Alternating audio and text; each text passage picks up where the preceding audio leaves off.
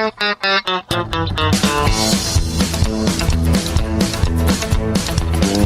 on in, sit right down. Keep your hands up and keep your chin down. Shut the door. Time to go with Randy Harris and Knockout Radio. Ladies and gentlemen, Knockout Radio with Randy Harris is about to start. So get ready for the best MMA talk, games, interviews, prizes, and surprises anywhere. For Knockout Radio, I'm the voice, Ray Flores, and you can follow me on Twitter, twitter.com/Ray Flores MMA, or facebook.com/Ray Flores MMA. And now, here's Knockout Radio. Hey-o. Hey, everybody. Before I run down the list of what we're doing tonight, Wegs. And it is a significant list. And, I don't want to say solo, because solo's one. So what are we, double O? Double O, sure. Double O? That works. Sean on vacation. And Derek Kukolich keeps continuing to let work get in the way of screwing around. I don't know what his deal is. I cannot wait till 8:01 tonight. 8:01. When I get in touch, in my opinion, the greatest attorney on earth, Danny Alvarez in Tampa. Oh, yeah. I'm not going to be able to concentrate, honestly. So most likely, if you're listening to this program, you may not want to, because my mind is going to wander. That's not not how you build up a show. Oh, I don't care. Just so you know. I don't care. When you hear the list of who's going to be on, whatever, tune in, don't tune in, it don't matter. Because at 8:01, I'm calling Danny Alvarez. And I'm going to attempt to sue a local, and I don't want to say their name just yet, to cover my ass, a local auto dealership. Okay? I know this has nothing to do with MMA and nothing to do with Knockout Radio, but you know what? I don't really care right now. So I call them about 2 weeks ago, and I say, hey, jackass, why am I getting letters from banks turning down loans when A, I don't want a loan, right? B, trust me, I don't need a loan, right? And C, my name is on all this bullshit. Well, your name's not on it. Here are the letters. Here are the letters that say declined. Now, the problem, and I know what happened, they are so freaking stupid at this dealership where my son purchased a car a couple weeks ago, right? That they used his social security number and my name. Whoa. How does that even work? How does that happen? Who knows? Who knows? So don't they have to be paired together properly? You would think. That's what happens when I think, though. So I call the buffoons at this dealership where we got a great deal. I know how to negotiate a car. We got a great deal. That's true. And every other dealership said, you're full of crap. If you can really buy it at that price, not only buy it, but show it to me. So we bought it, and we've showed it to 3 or 4 other dealerships that are just as stupid. So not 20 minutes before the show, and it never fails. That's why I don't answer phones. That's not why I don't want to talk to people before the show. Right. Not because I'm prepping, because we all know that doesn't happen. But because I don't want to get all riled up because of some stupid crap. So this doesn't happen. So just as I'm getting ready to prep for the show, I'm handed 2 coupon books, payment books from a bank that look pretty well done. Yeah. And I'm thinking, this is a pretty sweet, rip-off deal. Yeah. You send these out and people are going to think they're real. They're going to start sending the money. Well, the only thing is I don't have a loan. I don't need a loan. I haven't borrowed money in 20-some years. I don't owe a dime to anybody, just the way I like it. So as I'm on hold and I'm telling them at this bank, I don't know what the hell your problem is, then it hits me. This is Sean's car loan with my name on it and my address. Wow. So my name and my address is on this loan booklet. So does that mean that for all, I don't know what it means. All this stuff that you've been receiving, does that mean that your credit has been checked by all of these 4 loans and they've all been declined or whatnot? I hope so. That gives you more ammunition. I hope so. Because Danny Alvarez, located in Tampa, will be speaking to me at 8:01 tonight, or I will be speaking to him. There you go. And I'm so pissed I can't even think straight. Don't get riled up at him. Oh, what, Danny? Yeah. Danny Alvarez is not only the best, in my opinion, but he's also one of the coolest people I've ever met. If you're in a car accident, if you need an attorney, he's my contract attorney. This guy is the best. And later on in the program, if we have time, I'll fill you in on some military stories because he was an officer in the military. All right. But he was one of us as an officer. Okay. And only somebody in the military would understand what that means. But, he was one of us. He stuck up for the enlisted. And I got a great story that I'll tell you on or off the air. It really doesn't matter which. But I need to mellow out. I need to chill out because it is a stacked show. On the program in about 12 minutes, we're going to start with Daron Cruickshank. Had a little bit of a disappointing loss for him. Well, except for he won. Well, according to everybody but two people that matter. Well, and again, that's all that mattered. It was a close fight. Two fights on Saturday in Seattle, 30-27, 27-30. Oh, yeah, that was horrible. And then like a 29-28. I think in Cruickshank's fight, he had two 30-27s and one 27-30. Now, I spoke to two of the judges, and I don't remember which fight it was.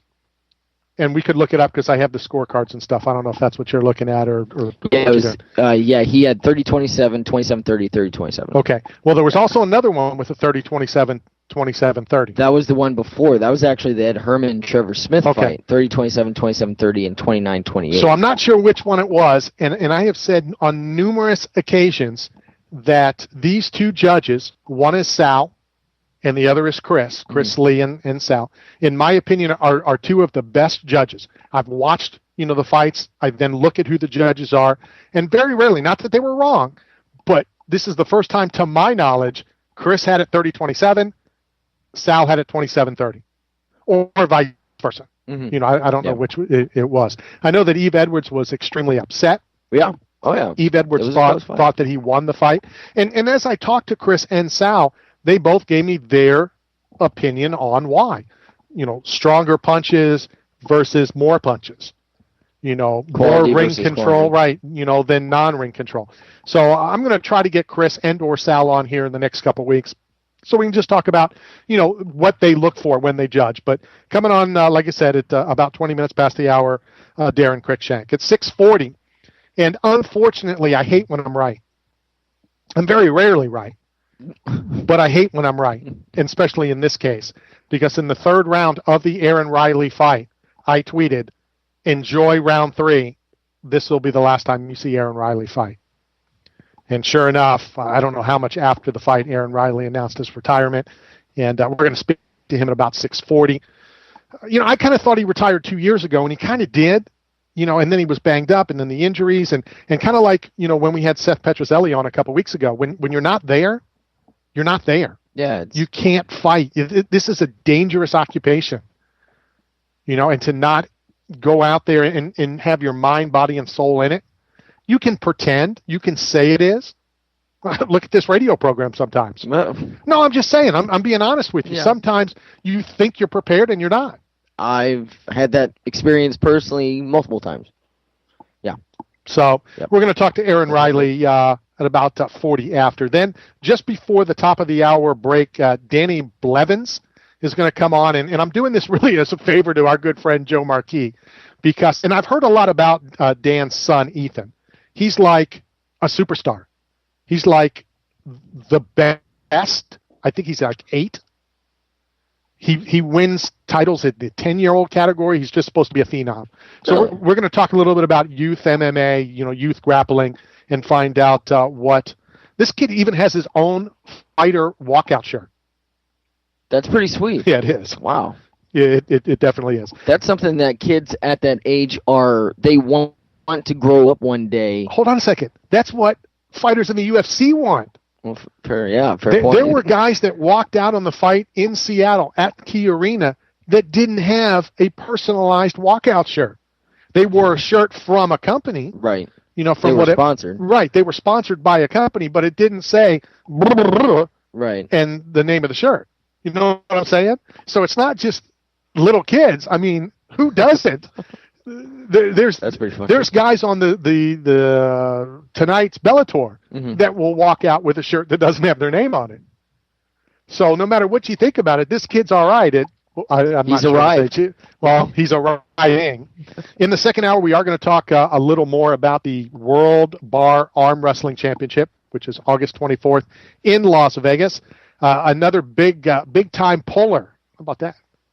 That's what they're called, pullers. Busting out the vernacular. Craig, the jargon. Of course, I'll pronounce his name wrong, but Craig Tullier will be on to talk a little bit about what's coming up on August 24th.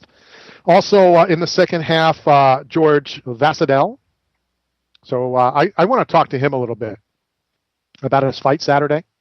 And not necessarily about his fight, because I'm going to go off, not on him. He was supposed to be on last week, so I YouTubed him. Masvidal. Okay. What'd I say? Right. Masvidal or something like that. Acidal. I don't know. No, I said Vidal. Might not have said Mass. I got the Vidal part down. Got it. Anyway. He was street fighting against Kimbo Slice's protege. So I YouTubed those. But I want to talk to him. I want to talk to you. I want to talk to everybody about what Chiesa did at the end of the second round. Yeah. I've been very vocal about it. To the point where I got in an argument with our former buddy that was in studio, Joe Marquis, about, and he still says, he was over at the studio not too long ago, and he says he's going to have a fight, and if there's trash talking, he will hold on to a choke longer after the fight stopped. And I still have lost a little bit of respect for him or anybody who says that. What Chiesa did, I think was awful. What he said to the gatekeeper was awful. And he didn't just say it. He screamed it, "Let me the fuck go," as he pushed the gatekeeper. As he, the guy was like, and his name's Joe, was like, "Hey, I'm sure he said you can't leave yet or whatever." Mm-hmm. You know what? You lost. Yeah. It's not Joe's fault. It's not George's fault with 1 second left. It's his fault. And then later on, and he tweeted his apology, and you've been around me long enough, my feelings on apologies. Don't say sorry to you. I don't like them. Yep. Because it's bullcrap. Mm-hmm. Don't say sorry. You're not sorry. If you were sorry, you wouldn't have done it. And that's just where I stand, and that's what I do. Also on the program, God, all these guys' names that I'm going to butcher. Dan Vallimont, who was in Yves Edwards' corner. He wrestled, was a All-American at Penn State. Could talk a little Phil Davis. He is now the assistant wrestling coach at Hofstra. That one. Yeah. I'm still thinking of the car. I'm trying to get through this, but I'm still thinking about the car. They're the guys calling back right now from the dealership. I'm a little busy. So we're going to talk a little wrestling and a little Chris Weidman.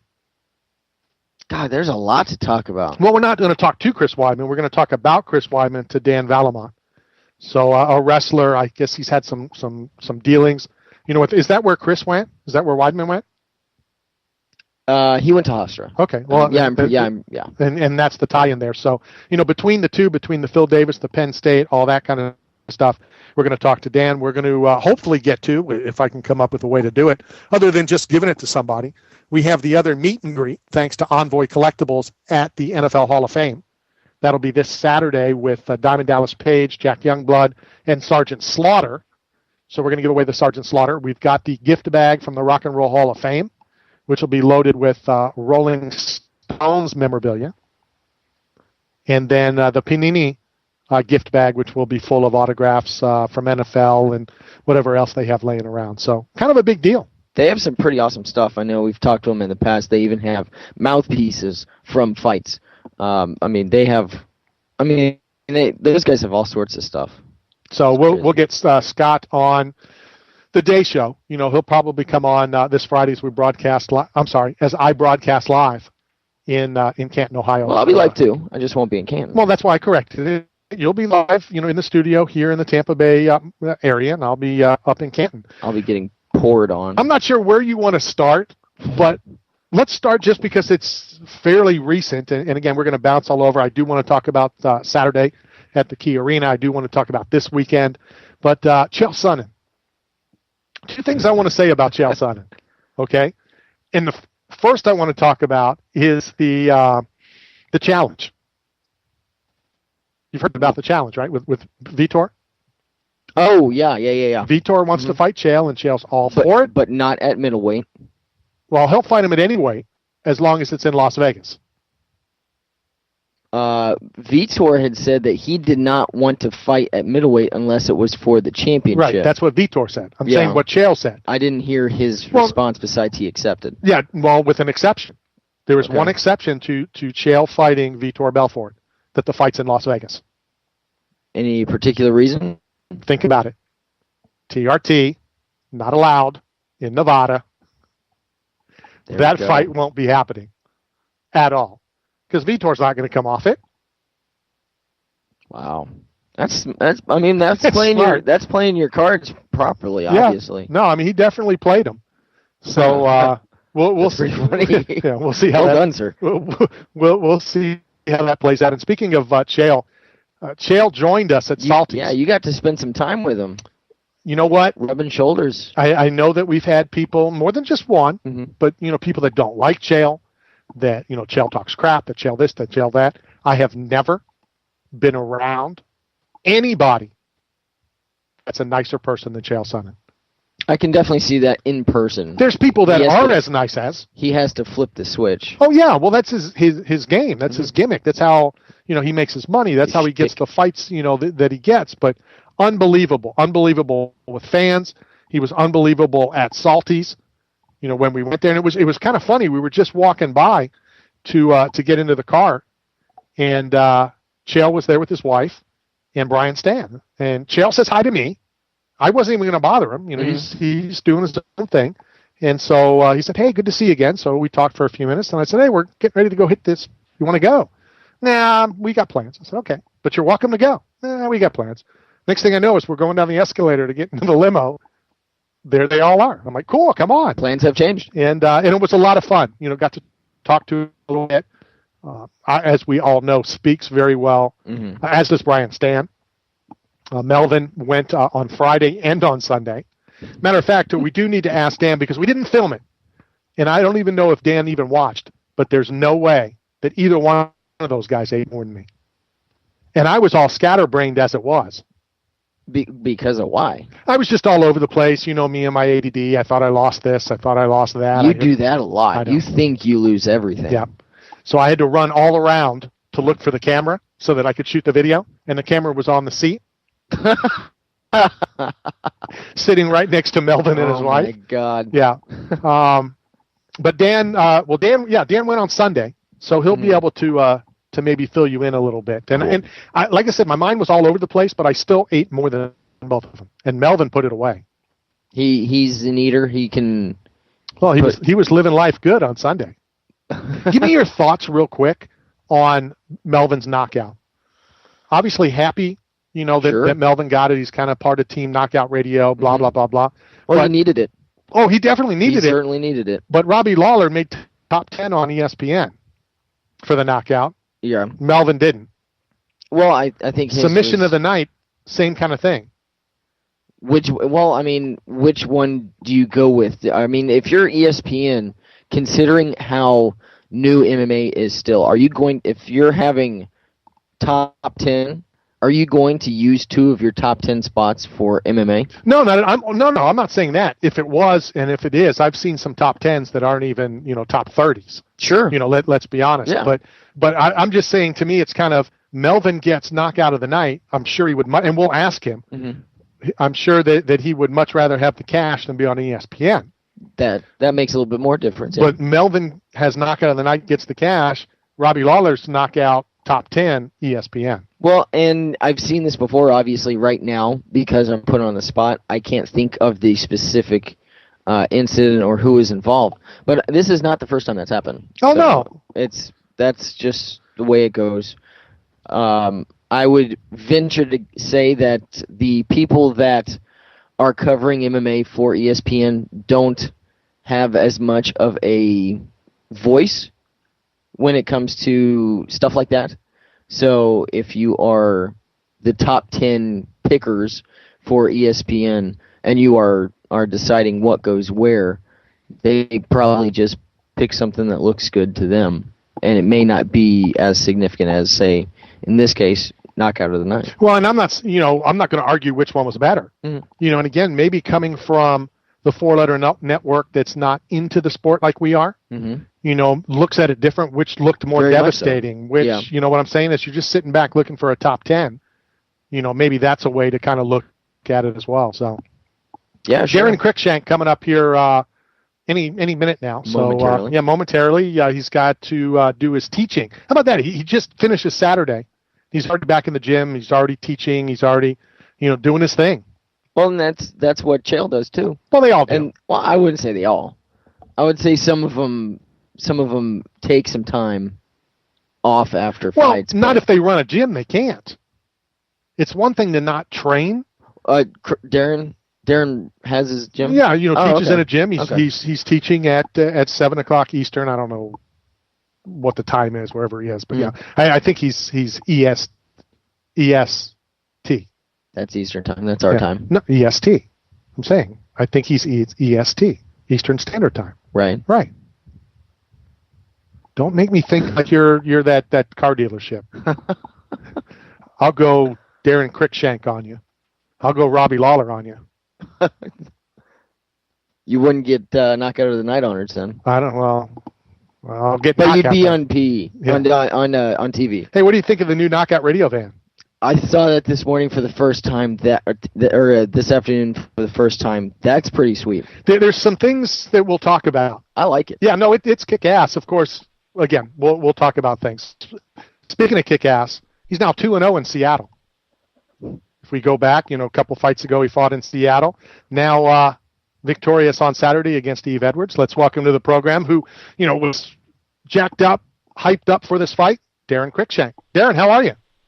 Good. How's it going, guys? Not too bad. We appreciate your time. Still amped and excited, I would imagine. Yes, very excited, very happy with myself. Just all around ecstatic. Talk to us about, as you're standing there and they make the announcement 30-27, 27-30. When I didn't see that coming, but I mean, Yves Edwards did push forward on me, but he didn't land anything. If you look at damage done, I was doing all the work, I guess you'd say. Well, and it's funny that you mention it that way because two of the judges came over and I was talking to them. One had it 30-27, the other had it 27-30, and that's what one said, that you were landing, more damaging punches, and, the other one said about moving forward kind of thing. So it's just whatever the judge is looking for. How much does that worry you when you don't know what they're looking for?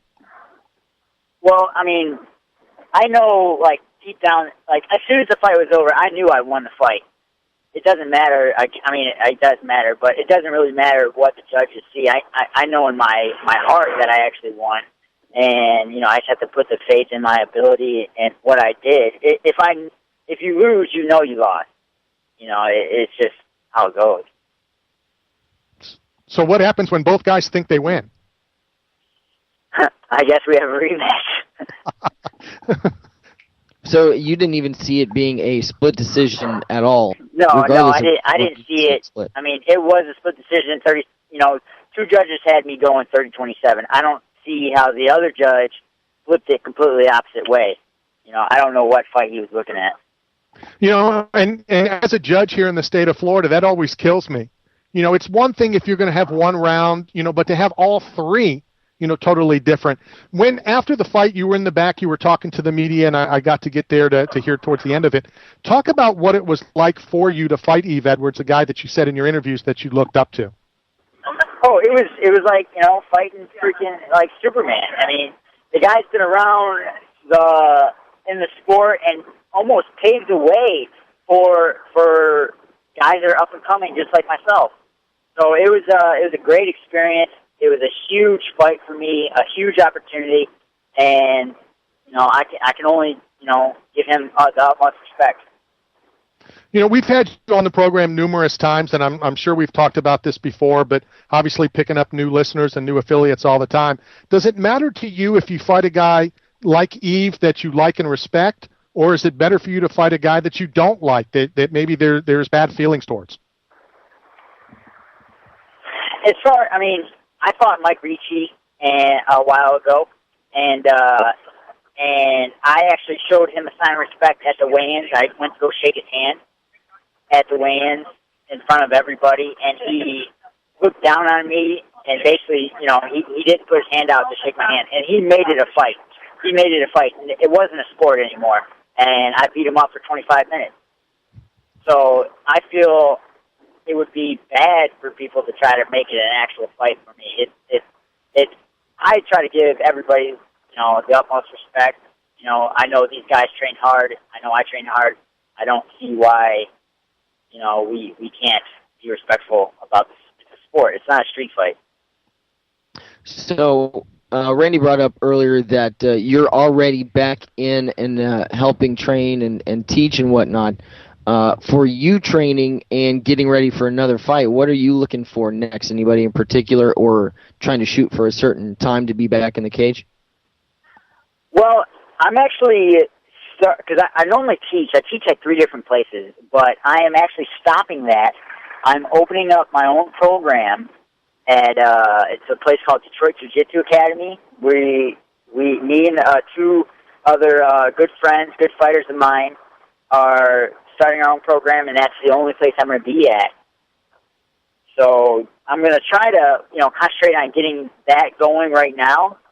And I would say I realistically would like to fight in like 4 months. I like to fight as much as possible.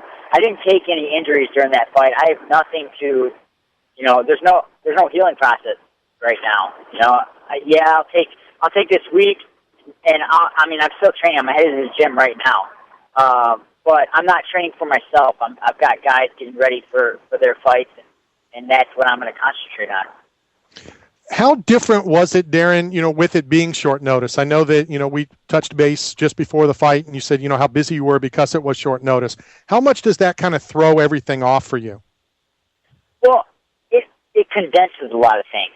I'm always training. I always try to keep my weight, at a reasonable, amount. But when, you get 2 weeks, 2 week notice, I got to cram a lot of things. I got to get, I got to prepare for it. I got to get my weight down. I got to get mentally focused. And when it's more of a longer duration to get ready, you have more time to do things like that. With your new gym getting ready to be open, I guess this is one of the important questions of the night. What's the Detroit Superstar shirt's going to look like? Well, they'll probably have a mitten on there. They'll probably, have some cool, zombie thing. I don't know. We'll see. A lot of options. But let's see what the fans want to see. Give me some ideas. Shoot me some ideas on Twitter. Go ahead and hit that up, Alex. Get the Randy Brigade to start tweeting pictures. I don't know if you want to comment on this, and I'm gonna bring it up with George Masvidal here, shortly when he's on. But you were talking about the respect and the non-respect when you fought Ricci. Give me your thoughts, because I want somebody to change my opinion on what happened in the Chiesa fight. Are you aware what happened at the end of the fight? On the Mike Chiesa fight? Yes. When he left the cage? Yeah, when he stormed out, when he shoved the guy at the gate, all that stuff. I'm a little upset about it because of the sportsmanship of this sport. Give me your take. I want to say that Mike was undefeated, right? I believe he was, yes. Okay, and your emotions get involved. Mike's actually a pretty good friend of mine. I've met him on the show. We stay in contact, quite frequently. So, I'm not going to say anything bad towards him. I just know that in the state of mind he was in, he was very emotional. He was, he just lost his first fight ever. He's been on a roll. He won the Ultimate Fighter. That's very upsetting. I would have liked to see him, stand in the cage and be there, and go through the whole thing. But the only person that can tell you actually how he felt is him. So, I can't really comment on what he did. I've lost a couple fights. You just got to stand there and take it. You got to be respectful when you lose and when you win. And to be honest, that's my whole take on it. Obviously, I've never been in the cage. I haven't been in the fights. I don't know how I would react. But one of the things we push in this sport is the sportsmanship. And I've always said, to me, it's mind-boggling that you guys can get in a fight, it's your job, and then hang out after or talk after or go to an after party after. But that's the beauty of this sport. So I was a little disappointed. I know that he's tweeted an apology and all that, and I just figured tonight I have enough UFC guys on to kind of maybe mellow me out a little bit and tell me, hey, the first loss, let it go, blah, blah. Yeah. Okay, and that's where we'll go. Yeah. Any thoughts on who you would like? You said in about 4 months you'd like to get back in. Any thoughts on who you'd like as an opponent? I've never been one to really call people out. I thought that this Yves Edwards fight, even though it was short notice, I thought it was an awesome matchup for me, and it was a great name to try to, to beat. Who's next for me, I don't know. You'll see who Joe Silva matches me up with. I know that he's been doing this for a long time, matchmaking and everything like that, and he knows what he's doing, and he's going to put me up against someone that I'll be able to shine with. What are your thoughts on possibly coming to the Tampa Bay area in February for the Tampa Bay Renaissance Festival? I would love to do that. Shoot me up. I'll put some armor on. I'll walk around, hit little kids with soft swords or something like that. I don't know. Kick them. I'll set it up. I'll talk to them and we'll get something done. Maybe do a seminar while you're down here, and I'll get to work on it. That'd be really cool. Yeah, let's do it. Honestly, I thought that the something Renaissance Fair related was going to be what you would say for your shirt. Possibly. I actually want to go back this year. I got to make new weapons because the ones we made last time, we broke them over each other. That's awesome. Well, we'll get it set up for up there as well. We'll do the Florida one and we'll do the one up there, and I'm sure we will talk numerous times before then. Daron, thank you very much for your time. I know you're headed to go get some training in. Thank you for your time, and we'll talk to you again real soon. All right. Thanks, guys. Have a good one. Daron Cruickshank, everybody, good friend of the program. It was kind of funny, though. He made weapons, the whole 9 yards. The whole nine. Well, he was tweeting stuff about it, and, I have a sponsorship deal with the Renaissance Festival, and they're in a couple different states, and I'm like, let me make a call. I'm like, sure, bring him out. Not? So they brought him out, and he went in full armor, and I wonder how much time it takes to put all that stuff together. How much time does he devote just to that? From what I understand, he's pretty diehard. He's pretty diehard. So he's definitely it's a big part of his life. Definitely into it. It's interesting. His comment. Now, granted, he's friends with Chiesa. Yeah, and I don't know Chiesa. I was involved in the media day, whatever day it was, Thursday. I mean, he seems like a nice guy. It's just certain things kind of rub me the wrong way. Not that anybody, including people in the studio, including people in my house, care. What my thoughts and opinions are, and I understand that. But there's just certain things about this sport that I've always loved. I care, Randy. Oh, well, thank you. Thank you. I appreciate that. Now I feel better. I'm sorry. I had to say something. It's all good. You calmed him down, though. That's a good. Well, temporarily. Again, 801 is going to be coming here shortly, and hopefully I'm not too mellowed out when I call the attorney. But there's just certain things. The choke thing. It still bothers me, and I consider, Joe a really good friend of mine. Mm-hmm. And for him to still say that he would do it, it pisses me off because that's not what this sport's supposed to be about. Be as nasty, be as pissed off, get in his face, do whatever you want to do leading up to the fight.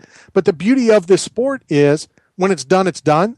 I'm not saying that you have to be best friends after because I'm sure we've talked about that. I also dislike when there's all this heated and hatred. And then as soon as the fight's over, then they hug and make up and now they're best friends. If you hate the guy, hate the guy. I'm fine with that. Be respectful. Have your arm raised. Have your arm not raised. That's part of the sport. Then storm out. Then leave. Whatever. Like, I'm cool with not touching gloves before a fight. I'm okay with that. Mm-hmm. I'm okay with guy puts his glove up, the other guy shakes his head no. I'm fine with that. I don't necessarily think that's disrespectful. Is it disrespectful for one guy to put his hand up and then the other guy goes up and throws a Hail Mary? I'm not a big fan of that. Mm-hmm. The guy who sticks the glove up should wait for a response. True. From his opponent. Protect yourself at all times. Mm-hmm. Yeah, once that cage door closes, game on. So that certainly makes sense. But, I mean, I don't know. You see a lot of different stuff from time to time, and there certainly is times where, regardless of what happens, when somebody crosses the line, like when Paul Daly went after Koscheck after everything was over. When Colton Something Smith like did that. it. I mean, Yeah. he didn't. There's a right and there's a wrong. There's a good and there's a bad. Mm-hmm. You stick the glove up, you shake your head no, then it's no. Yeah. There's that's nothing it, wrong yeah. with that. One of my closest friends, former Tampa Bay Buccaneer, was on The Ultimate Fighter, Marcus Jones. Mm-hmm. Did the same thing. The guy stuck his glove up. Marcus wanted no part of that. Yeah. Marcus is there to brawl and fight, and, there's no lovey-dovey once you're in the cage. Sure. But once the fight's over, then end it professionally and then leave. And then that's it, yeah. You can, do your deal, let him raise his hand. Then, if you want to run out, that's fine, but you don't look like he did. Yeah. And yes, he did apologize. And then I kind of got in, shockingly enough. Getting involved. Well, I responded to a tweet. Chiesa tweeted, "I'm sorry, my emotions. It was a hard pill to swallow with 1 second, blah, blah, blah." And all these people are like, "Oh, it's okay. It's all right. Real MMA fans understand." No, and this was my response. No, real MMA fans don't understand. Because that's what the sport's built around. Maybe, in my opinion, maybe somebody watching who's not familiar with the sport can understand it. They would be more likely to say they understand Sure. it. Yeah. So it was just my little whatever of the night, my little Yeah. pet peeve of the night. For him to shove the guy at the gate and say, "Let me the fuck go," That's not cool. and that's your emotions, and all that kind of stuff. I understand all that, but that's what this sport's not supposed to be. It's supposed to be the build up, the lead up, the blah blah blah, the fight, and then it's over. And then done. And then either you still hate him, or then you can shake hands. You can do whatever. I'm not saying you have to shake a hand after a fight. I'm not saying that. Mhm. But whatever. Okay. Quick side note, I did see Marcus Jones on Friday night. Yeah, I heard it. Yeah. One of the bummed out things about me being in Seattle was that Marcus Jones was at the RFC on Friday. Mm-hmm. Yeah. That was a really good card all the way top to bottom. Josh Saman was there. He was there. He was actually in the corner of the champion, the 125 champion at the time, before Gian, friend of the show, Gian Lapoga Herrera, won it for his second belt. Thank you. But yeah, it was a good card. There were actually there was one fight. There was a lot of stoppages, so people who like stoppages would have had a good time. Only one fight went 2 rounds, and then the last fight, Gion's fight, went 3 rounds. So all the stoppages were first rounds? Yes. See, I don't like those. Do you like those? It depends on how it is, because if it's a barn burner and you have 2 guys throwing back and forth and somebody gets caught, Sure. then that's a good one. I will say that there was one guy who was subbed in 49 seconds, and it was a standing guillotine. And the referee actually had to come in and split him up, because the guy who was in the guillotine was shaking because he had been unconscious for a couple seconds, and his body was just tremoring. It was kind of weird to see. What took the ref so long? Exactly. Oh, who was the ref? Do you know? I do not know. No. When you go to these things, we need to know those things. Write that stuff down. Write that stuff Write it down, down. because, I don't mind getting on a ref. Yeah. I don't mind, because it's not only their careers, which is one thing, or, it's important, but it's not the major thing. Kind of like that rear naked choke that you hold on too long. You're talking about somebody's life. Yeah, it's more than just somebody getting paid or moving on in the rankings or whatnot.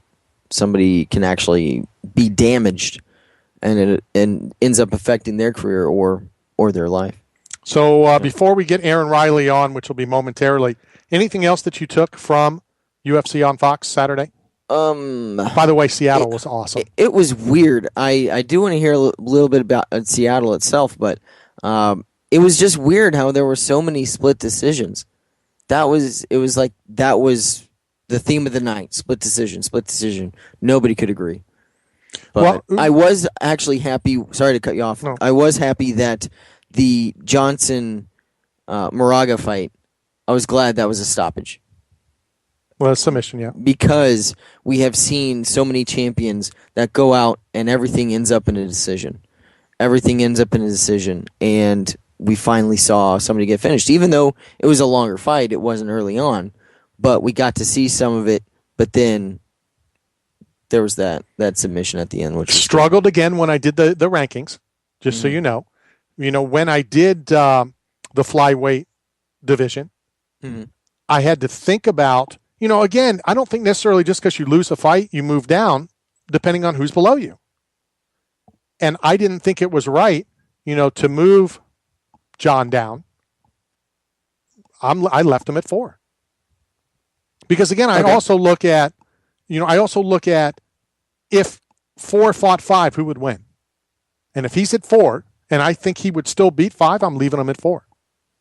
So just because you lose, in my opinion, when I'm doing, I hate to keep saying it that way, but when I'm doing my rankings, that's some of the things I'm looking at. Sure, and that's good. I think that's a good thing to acknowledge is sort of what your criteria is, because just like you were saying earlier with the referees, and when you talk to Daron about the referees and not knowing what they're looking for, so it puts you in a position where you're like, what the hell is going on? I don't understand what's going on. What is this person looking for? How are they determining what their rankings are or how they should score this round? It's good to know the criteria. I found it funny as you were talking about the judging, the amount of 30-27s. You don't see that much in the first place, but, I mean... again, the 30-27, 27-30, 30-27. In back-to-back fights, like you said. Yeah. Were you surprised in the sub of the night that it went to Demetrius and not George Masvidal? I think a lot of it had to do with the fact that it was the title fight. It was a bigger fight. It was a... Not my money, so it's not my place, but... So to answer your question, no, not necessarily. And really. And that's always been one of the comments I've always made, if one is so far better than the other, then I understand. And I'm not saying to show favoritism, but don't you think that Demetrius Johnson, we all need money? I'm not saying that. True. But I love when the undercard, whether it's the FX card or in this, the Facebook card, obviously Masvidal was the main event of the FX card. But I thought he had it. And then even after Demetrius subbed him, and I like the fact that I moved Demetrius up 1 spot because he did finish the fight. Up 1 spot in the pound for pound? In the pound for pound. Okay. The fact that it was round 5, he won the fight, he knew he won the fight, and he didn't coast. He did try to, so I gave him extra points, extra whatever, and I don't even remember who he leapfrogged over, but that's what I did for that reason. How about the welterweight fights? And let's start at the better of the 2 fights. Robbie Lawler looks pretty damn good. Well, and I was, because you were talking about the money, and I was going to say Robbie Lawler made, what, $850,000? Or no, 85,000. Yeah. No, I don't think he made that much. No, 156. 156, including a $78,000 win bonus, which was more than Demetrius Johnson. I'm going to assume that his was 78. Yes. Okay. So, and that's more than Demetrius, huh? Yeah, because Demetrius made 58, and that was he was at a 29-29. So, and then obviously they have the other night. Sure, and I know that when Dana came to the press conference, he said that it went back and forth, and seeing that there was only technically 2 KOs, with Melvin's and Robbie Lawler's, there obviously was the TKO, but I'm sure that Robbie's name was brought up a couple times. And I'm sure Melvin was in the back sweating. Sure. Sure, yeah, because he was hoping for it. But I was actually pretty surprised with the females on the card too. There was some fireworks there, especially with the Carmouche-Andrade fight. It was a little disappointing to see how things went on the prelims with Julie Kedzie and Go ahead. Jermaine Durandamy. All right, whatever. Yes. But another split decision. You got another 30-27 thrown in there. But which was insane. Now, again, not insane, even though Derek's not here, and he would always yell at me when I say that. I don't think anybody but one person in the entire building thought it was 30-27. I think if you asked anybody in there, Julie won that one round. Now, with it being the split decision, obviously one judge had Julie, winning 2 rounds. Mm-hmm. But, to say that Julie didn't win any rounds. And again, that befuddles me. One judge says Julie wins 2. Another judge says you didn't win any. But whatever. Again, doesn't make sense. They could be, and you have to assume they're looking for different stuff, and it's just that vastly different that you can't say, oh, well, this is up in the air. No, obviously they saw it completely different, which doesn't make sense. But it was good that, I mean, top to bottom, I thought it was a pretty good card. Another good card on network TV. Yeah. No, I mean, I thought it was good. I know a lot of people, with the oversaturation of not just the UFC, but MMA in general. Mm. I mean, there's an event tonight that hopefully we'll get to talk to. The World Series of Fighting is coming up. The TV show that we haven't talked about in so long, I don't even know what's going on anymore. But, with the oversaturation and a lot of people saying, well, this card was or wasn't, when you look at it, there's a lot of good names that were on that card. Yeah, there were recognizable names. And I believe, with the exception of the Jake Ellenberger-McDonald fight, they were all pretty good fights. Well, and it also depends on who you talk to when it comes to the McDonald-Ellenberger fight. And we can talk about that. And was it quality? Was the fight quality or was it a smart fight? I think it's 2 different things. Just like, let's be honest, Did anybody expect that Yves Edwards, Daron Cruickshank fight? I didn't expect that fight to be that way. I thought it was going to be a slugfest. Like Clay Guida said then, and he continues to say, I'm not going in there as a rock'em sock'em robot anymore. That's the fight we expected there. Didn't you think we were going to get a little bit of that fight in the Ellenberger fight as well? Yes, that was, to me, that had the makings of a brawl, more of a brawler type fight. Especially with the pre-fight back and forth, the way things were building up, the Twitter wars, the war of words, if you will. And you just expected more emotion in the fight itself as opposed to... Does Roy even have any emotion? I'm just asking. He's pretty deadpan no matter what. Oh, my God. He's stone-faced all the time. You can't tell what he's thinking, what he's feeling. I mean, he's always so serious. He always looks like his dog just died. It's kind of off-putting sometimes. But, yeah, I mean, I had expected a little bit more considering the build-up. And as I said, the emotion just wasn't in the fight. And it was well played from a game plan standpoint. Strategic, I thought it was a smart way to go. Yeah, and it was like the Condit Diaz fight for the interim. You stick to a game plan, and things like this happen. So do you think that the fans are now starting to realize that and starting to understand that? Where a lot of them, us included, have said that's not what we're used to. But is it smarter to fight that way and guarantee is not the right word, but better your chances of a win than to get in the middle and do a rock'em sock'em fight? Well, and that's that classic, well, do you want to ensure you win or do you want to be exciting?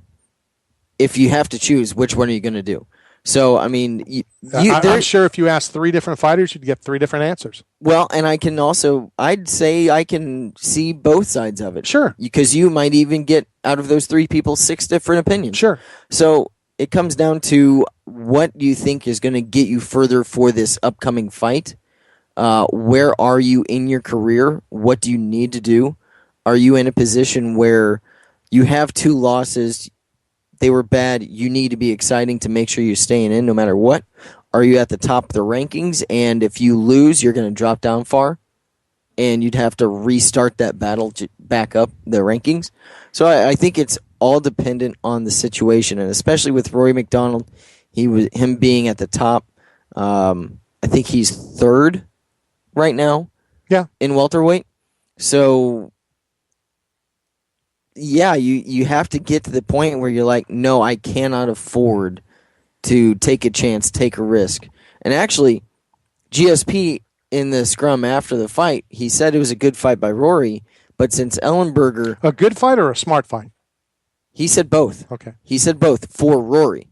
Now, he was saying specifically for Ellenberger, Ellenberger should have known that he was losing. He needed to change the momentum. He needed to take a risk and go in there and push the fight. He needed to be more exciting. It was on him, not McDonald, to be exciting because of the way the first 2 rounds had gone, which is understandable. So you might even have the one intention going into the fight, and then as the fight goes on, you say, okay, now I need to be exciting. Now I need to take a risk. Or now I can put on the brakes a little bit, coast a little bit, get the win, and I'll be good. So there are so many variables. You cannot pick. No, of course. Pick one or the Win other. and you stay. Lose and be exciting and you possibly stay. Lose and not be exciting and you're John Fitch. Sure. You know what I mean? Yep. I believe Dana said something to the effect of that Ellenberger could fight again on Monday because he didn't have, he didn't Anything throw a wrong punch. with him. Yeah. No, he was pretty, his face was a little banged up, but he, or maybe it was Rory could fight on Monday because he never got hit. Mm-hmm. I think the stat count had him like throwing 2 punches in 15 minutes, which is a shame. It's not only a shame because the buildup of the fight, but it was the co-main event. Yeah. If you get it early, if it's on Facebook, you don't see it. If it's, even early in the undercard, but the co-main event. You're not expecting as much if it's lower on the card. What are your thoughts? And I know we only have a few minutes left. We are trying to get a hold of Dan Blevins to talk a little bit about his son before the top of the hour. The world tour that the UFC is on. Oh, I was looking through MMAweekly.com this morning. And they, on what website? That would be MMAweekly.com. Oh, okay. I would definitely suggest people take a look at what they have going on over there. They're going to do a story, by the way, on Salties. No way. Yeah, no, I brought them out as well. That's awesome. Yeah. All right, so we'll talk about Seattle. We'll talk about everything that happened in Seattle. Rio, David Vieira is going to take Ian McCall rock climbing. We're going to talk about that, all of that in the second hour. But real quickly, before we hit the top of the hour break, we've talked a little bit about it. Joe Marquis has, been ringing me off the hook to talk about Ethan. He's a phenom. We're going to talk a little bit about Ethan with his dad, Dan Blevins. Dan, how are you? Oh, Brandy, I'm doing good. How about yourself? Not too bad. We appreciate your time. I know that you're busy at the gym. Talk to the national audience a little bit about the phenom known as your son. Oh, man, he's I tell you, he's humbling as a father. It's hard to put into words, but as a coach, you couldn't ask for more. I've never seen anybody like him. I haven't. Fighters, wrestlers. I'm a 13-year wrestler, and Ethan, he's got a work ethic like I've never seen, and he picks things up like an adult. No All right, question. give us the background a little bit. How old is he, and what is he competing in? Because I know that he competes in an older age group than he actually is.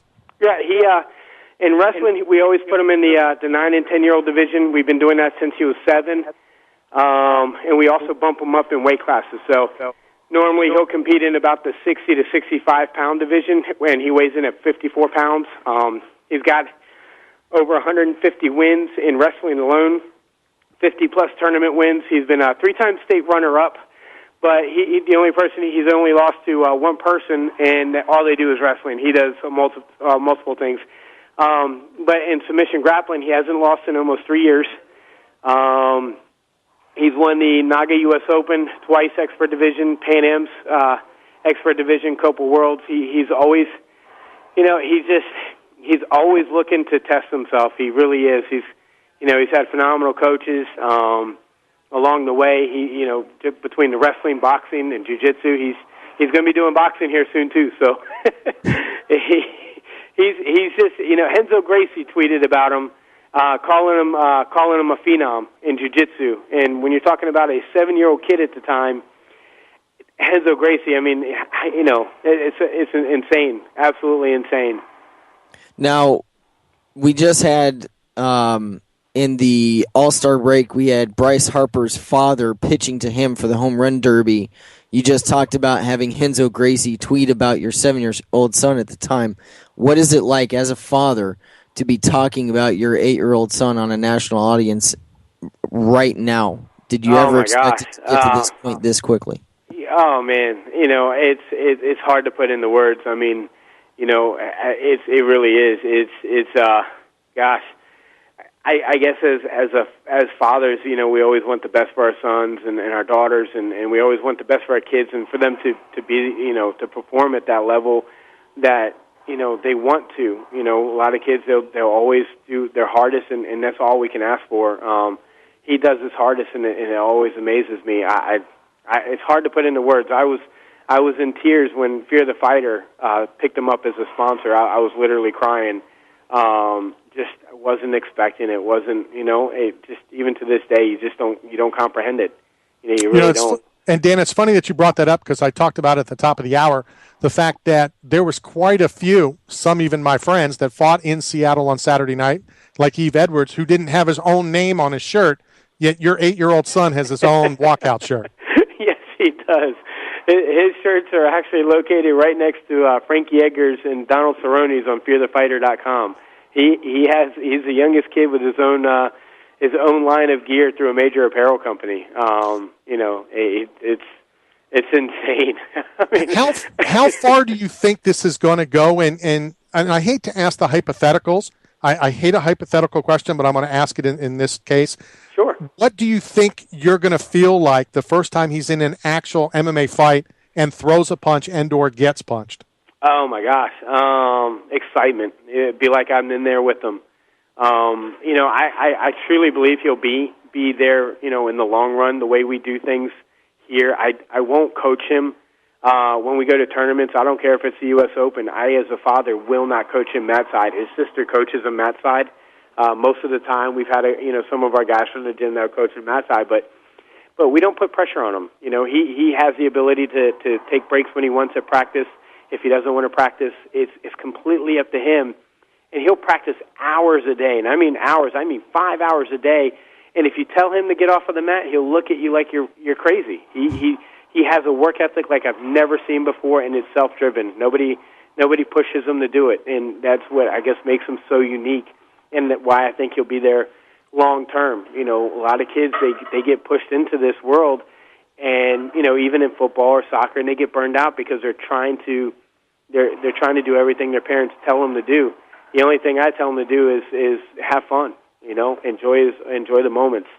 Okay, how many times, not that you or other family members have watched the YouTube videos, how many times has Ethan watched his own YouTube videos? He doesn't. He doesn't really watch them.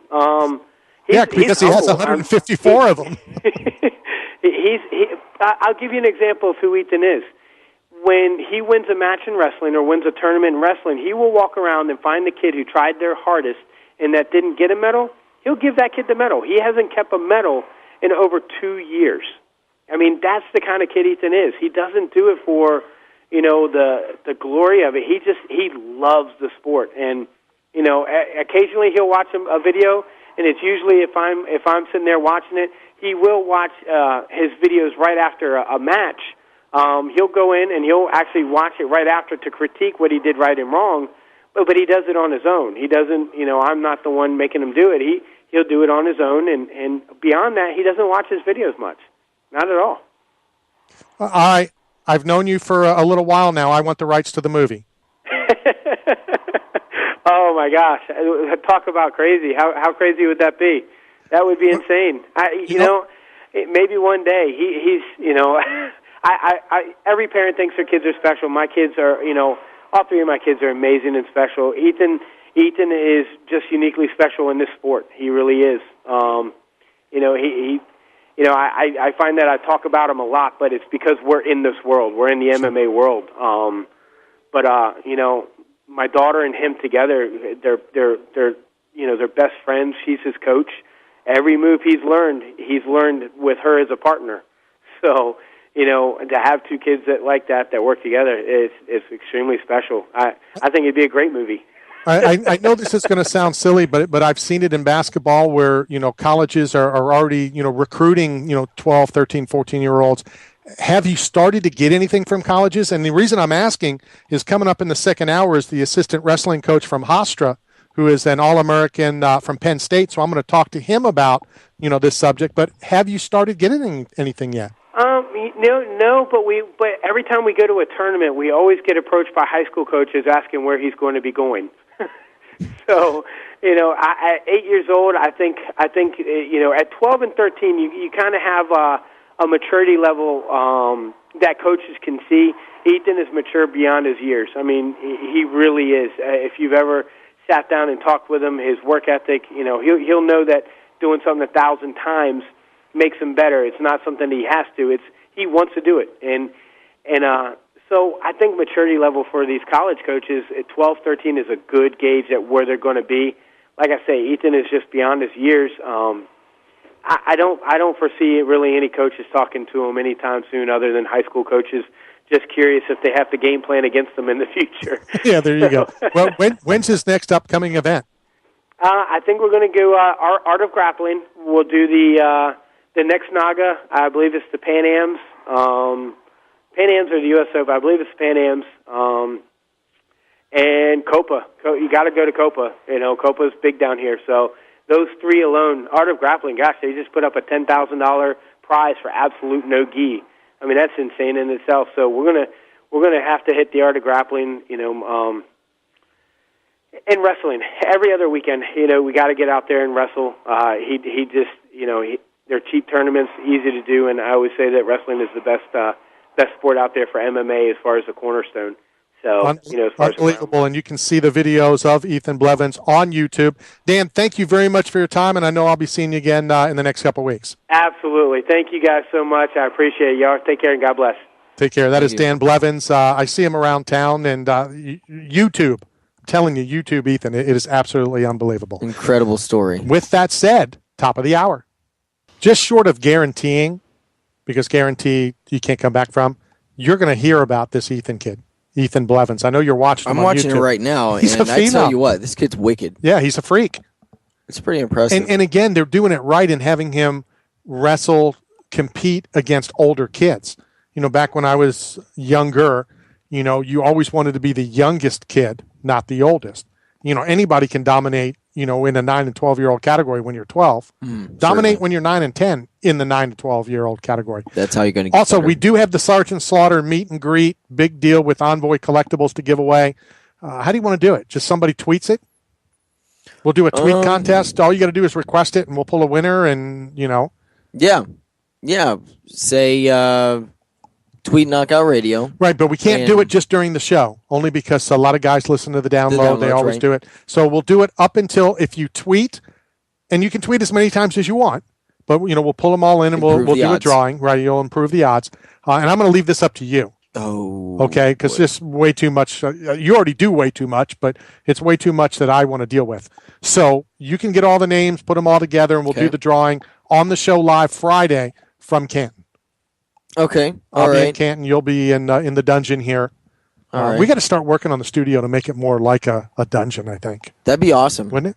That'd be awesome. I mean, I'd say you should put some sports memorabilia in here, but I'm not that way. But I mean, it's kind of hard when I'm tripping over it anyway. I don't like much of that, but I did get an item that I brought back, which is out in the lobby. What'd you get? Well, guys bring more than one pair of shorts, for the fights, just in case. Mm-hmm. And Melvin gave me the other pair, and we're going to display it in the lobby. Very cool. So yeah, cool. It definitely is cool. Did you get a sign on him? Did he sign him? Yeah, of course. Cool. To Knockout Radio. Awesome. Very awesome. He should have said to the Knockout Radio van. When he saw the van, yeah. Well, it was funny for two reasons. First, he saw the side that he's on with his back. Mm-hmm. And there's a picture of him. And I would have liked him to use the cage a little bit because it was a picture of Melvin with his hands up on the cage, and just the cage was cool. So he didn't realize that was him. Okay. All right. So you had to explain it to him. Yeah. How do you not know that's you? But he didn't. But on the driver's door is his big head, his big mug, throwing a punch. And he was really very excited about it. About that. You had shown the plans for it, and it looked cool there. It's but been sometimes changed so many times. And sometimes it doesn't always translate well. Things look good on paper, and then you do it, and it's not quite the same. I personally think it looks better, actually, on the van. Well, there's some issues. There's some things I got to get used to, like that you can't see out certain windows. Oh, yeah, that whole seeing when you're driving thing. I mean, granted, I don't look at mirrors. I don't look at anything when I drive. No, you don't. You know, I'll tell you what, I'm not going to look when I hit that dealership either. I'm just going to barrel right in. Right through the front doors. And drive right through it. You can count on that. So. Do you know who I am? I've never said that. I don't know why you guys continue to say that. I've never said that. Because you react the way you do. That's why. I react the way I do, and I throw my little temper tantrums and stuff, but I've never said, do you know who I am? Because I'm nobody. I know you've never said that. You like to think you're nobody. You're somebody. Nah. I'll give you a little bit of credit. Nah. But anyway, we have something coming up this weekend. We do. What's up? Yeah, we have 163. Yes, we do. Yeah, we have taken a trip down to Rio. Finally get to see what will transpire between Aldo and TKZ. Is that even an interesting fight to you? You know, it's interesting. I don't think Zombie has any chance. Mm-hmm. Not only a slight chance, no chance. But I think it's a fight that is worth watching. I think Zombie is exciting. Obviously, Aldo is arguably one of the best pound-for-pound fighters in the world. Certainly. But we'll talk about 163, and we do have some UFC items to give away, which we'll do later on in the program. But like I've been saying for the last couple of weeks, August 24th, it's right around the corner, in Las Vegas at Stoney's Country Bar is the World Arm Bar, the World, I always get this so messed up. It's the World Bar Arm Wrestling Championship. On the line with this, and this is from my research, another puller, Craig Tullier. Craig, how are you? I'm doing great. How about you? We appreciate your time. Talk to us a little bit about the 24th and what we can expect. Well, you can expect some of the best pullers from all over the world. The top USA pullers are going to be there. Actually, John Brzezinski, that won the over-the-top contest, will be there competing himself. Teams from all over every country is going to be coming. We got over 10 countries already saying they're coming, and it's going to be unbelievable. You're going to see some of the best matches that you've ever seen in your life. You know, we've had a couple different guys on. You know, some guys say, you know, what their training is, and then, you know, we had Michael Todd on who said he trains for 5 minutes a day. Talk to us a little bit about your training. Actually, I'm on the way to the gym training right now as we speak. I don't train 5 minutes a day. I'm a little more of an extremist. I do an hour and 45 to about an hour and 30 to an hour and 45 minutes a day. And I also arm wrestle for 5 hours on Sundays. So my training is 7 days a week. I lift 6 days and train arm wrestling for 5 hours on Sundays. What is it like? You know, I did the little bit, and everybody's looking at me in the studio. Yes, I did a couple minutes of research. What is it like to be in such a competitive sport when everything I've read up on you is you're one of the nicest guys in the world, and you just kind of like transform when it comes time to pull?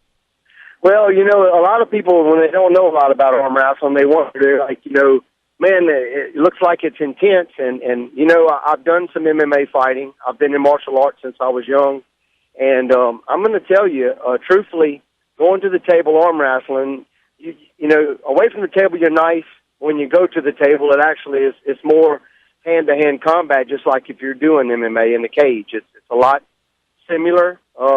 It's you against your opponent, and everybody naturally wants to win, but there's so much strategy and strength and techniques that comes to it that there's way more to it than you think, you know? So earlier on in your life, you were more involved in the martial arts part of it. How did you get into arm wrestling in the first place? And then what do you use, if anything, from your previous martial arts training in arm wrestling when you're pulling today? Well, actually, what started me out was I was young and like 8th grade and always wanted to try to beat the guys in the class. And one of the big senior football players was coming in, and he was beating everybody. And I got up there, and I gave him a pretty dang good match. And I was always a small guy, but very strong. And I was like, I never knew there was really any sport of it. So I actually saw the over-the-top tournament. And when I watched that movie, I was like really inspired and saw that there was something behind it. And then there was a guy that held a tournament near my home, and I wound up going to it, and I won the tournament. And the guy wanted to start training me, And I trained for like 3.5 months, and I went to the national championships and got fourth in the United States, my very first nationals. It was really an inspiration for me. I was a new kid on the block. I was 17 years old, and it was really, I really was hooked from then. We are talking to Craig Tullier, who is involved August 24th, the World Bar Arm Wrestling Championship. It's at Stoney's. I will be there broadcasting live on Friday. It is on pay-per-view on Saturday. Craig, how many events, how many matches will you have to win the tournament? I would say that we're going to have roughly from 35 to 50 men minimum in the weight class. So if you have 50 men, it's double elimination. You're going to pull every bit of around 20 matches minimum. And then the ending for first and second is going to be a best out of 3 super match. So what happens is your object is to go undefeated all the way to the finals. And then when it's you and one man standing for the championship, both of y'all's records go to 0, and then the person that wins the most matches out of 3 wins the title. Obviously, that's not your first rodeo. You've been involved in numerous arm wrestling championship events. How do you kind of control, knowing that you're going to have to pull 15, 20 times, 20 events, not to go all out, not to burn yourself out in the first 10 matches? That actually has a lot to do with it. The biggest thing that I try to teach my guys that I'm training, they get so anxious to get up there, and you get so worked up, and you're into the match. And what can happen is you can expel all your energy in the first match, and you're wasted. So basically you want to try to preserve your breathing. That's a lot to do with the martial arts and when you're grappling. And I try to teach my guys that. You want to take your time with your breathing, control it. When you're stopping the match, you want to make sure you're in control to where you actually are at a resting point, and it doesn't look like it, but you're actually in a resting point to where your opponent is going all out, and you can keep your gas in your air, and then you just, when the time's right, you pin them. How about sponsorship-wise? We know about NASCAR with all the logos on the car, and now mixed martial arts is getting into it with the logos on the shorts and the shirts. In arm wrestling, is it the same thing? Well, it's getting big now. Unbelievably, it's where you're directed as far as in the country. In the South where I live in Louisiana. It's kind of rough to get sponsorship over here. I won my 21st national title this past weekend at the Nationals, and I'm starting to pick up a few sponsors here and there, but it's very hard. But it is picking up, and this tournament is really taking this sport up in a way to a higher level. So it's really looking good. Before we let you go, explain real quick or give the tease to the national audience on why they should tune in on pay-per-view. Johan Promotions putting it on August 24th. I can tell you right now, it's going to keep your interest as soon as you see the first match. It's going to be something maybe you haven't seen before, maybe you heard before, but once you start watching it, you're not going to want to turn it off. It's action from the get-go all the way to the end. You're not going to want to miss it. Craig, I cannot wait. It's only a couple of weeks away. I will be there. I'll make it a point to come over and say hi, maybe even get you on live when we do the Friday afternoon broadcast. Thank you very much for your time, and see you in a couple of weeks. Thank you so much. I'm looking forward to it. Craig Tullier, everybody, the World Bar Arm Wrestling Championship. Is your significant other nagging you about cleaning out the garage? Or spending too much on a storage unit? Needing to sell or purchase new or used equipment for your business? PostShareSell.com is your solution. A cool and innovative way to buy, sell, or trade online. With an easy-to-use mobile phone app and built-in sharing capabilities, post a free ad in less than 60 seconds. PostShareSell.com. It's as easy as 1, 2, 3. Post it, share it, sell it. Have to admit, I'm getting more excited after every week when we have a different guy on. We're going to get a couple of the women pullers here in the next couple of weeks as well. And I know it's radio, and I know that some people can describe better than me and others. But one of the young ladies that we should have on next week, we were going to have her on last week from Sweden. Oh, my God. I would watch just to watch her. Okay, so... On a scale of 1 to 10, in looks, in appearance, in, being a whatever, she's at least a 13. Wow, okay. And at the end of the show, if I can find it, I'll show it to you. And since you're also the internet guy as well, we'll get a picture of her up tonight on the website. Okay, all right, well... It is worth paying the pay-per-view cost, whatever it may be, just to watch her. But I'm getting more excited into it. I still haven't watched Over the Top, and Marvin Cohen, who is involved in the World Bar Arm Wrestling Championship, was the person who put the movie Over the Top together in the first place. He was the one involved with that. And, we talked about it last week, whenever we had Cobra on last week. Okay. Yeah. And, Cobra was involved. And matter of fact, if you YouTube, you can see a match, and I still can't tell who wins because the photographer is shooting it from behind the referee where Craig arm wrestles Cobra. Oh, okay. But I couldn't, like I said, I couldn't tell who won because it was going, Right. Maybe I should film it. Because it'd be a little bit better filming. One thing that he said that really surprised me, but again, the sport is starting to get big. He won his 21st national title last weekend, and he's just now starting to get sponsors. Well, and I understand that to the fact that, have you ever seen it on TV? No. Have you ever seen it on pay-per-view? Actually, no, that's a lie. I have seen it on TV. It was on years ago. It was a once in a very blue moon type This deal. pay-per-view might be able to change that. This pay-per-view, and I know that there's some things. I talked to Marvin a little bit earlier today. It's pretty awesome news, which is going to help take this to another level. But it has to get out, and as I was talking, to Marvin and Greg Hendrick and everybody involved, it's like wrestling in the fact that you need characters. You need people to want to watch for a particular reason, whether it's win or lose or whatever. And I think that's all going to start on August 24th. Well, and I think you look at the combat sports, you look at boxing, you look at MMA, even professional wrestling, you can have different characteristics with different bouts. You can have really action-packed, you can have strategic and sort of slow-going. They don't get that luxury with arm wrestling. It is 100% intensity the entire time.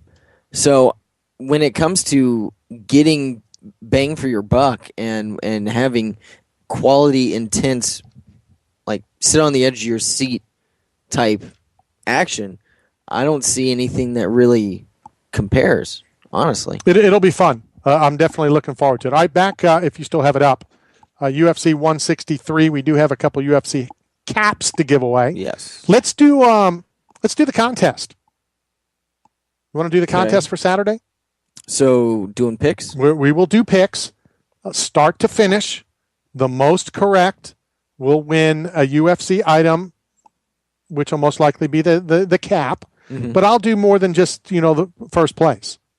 We'll do a couple. We'll do a couple. So if you get involved, the UFC has been kind enough to to send some stuff. So let's hook it up. Let's do it. So we're doing main card, doing the whole card. So FX, Facebook, main card, everybody. The Twitter fights, the street fights, any fight that there is. Then there would probably be a decent amount of street fights in Rio. Well, I didn't see Brazil. any. I didn't see any when I was there. I saw a little scuffle trying to get credentials, but other than that, I think all was good. So that Brazilian media down there. No, it was the American media running from the Brazilian media. Nice. Well, we do have, let's see, looks like 12, 11 What fights? fight? Which one are you looking forward to the most? Oh, yes. I don't know. I kind of want to see. I want to see the Phil Davis fight. And that's I really do. That's where I was going to go. I think I want to see that. I want to see Phil Davis more than I want to see Machida. I really want to see if he can put himself in that position to be the next number one contender. And I did, when I was looking around on the internet and I was kind of messing around, getting ready for the show, a lot of people kind of said they wanted to pick Phil Davis, but they were going to go with Machida. And I don't know if it's an experience thing, if it's they expect Machida to win, but I just found it interesting how many people were leaning towards Phil Davis until it came actual time to make the pick, and then would jump over to Machida. Yeah, it's almost like the Silva Weidman fight. There was a lot of talk about Weidman beforehand. There's a more than you would expect amount of talk about Davis beforehand. I don't know. It could also be. Can Davis catch him? That's true too. Machida has a stick and move type, or a move and move type. I'm not even sure I'm going to call it a stick and move. I'm going to call it a move and move. Are you still going off of the Bader fight? I'm going off all of his fights. The first Shogun fight. How about that one? That was a slobber knocker. That was a while ago, though. That was a long time ago. That was UFC 104. Holy crap, that was 62 UFCs ago. Close. Well, really more, because if you add fight nights and all the other things. Right. I can't remember that far back. I remember because that's the only one I've actually been to. That was you were kind enough to hook me up with tickets from my birthday. Was Anaheim? That was it. Anaheim? No, that was L.A. Okay, same. That was at the Staples Center. Well, somebody that would know a little bit about Phil Davis, obviously know a little bit about Chris Weidman. You know, we recently just had Dan Blevins on to talk about his son, a wrestler.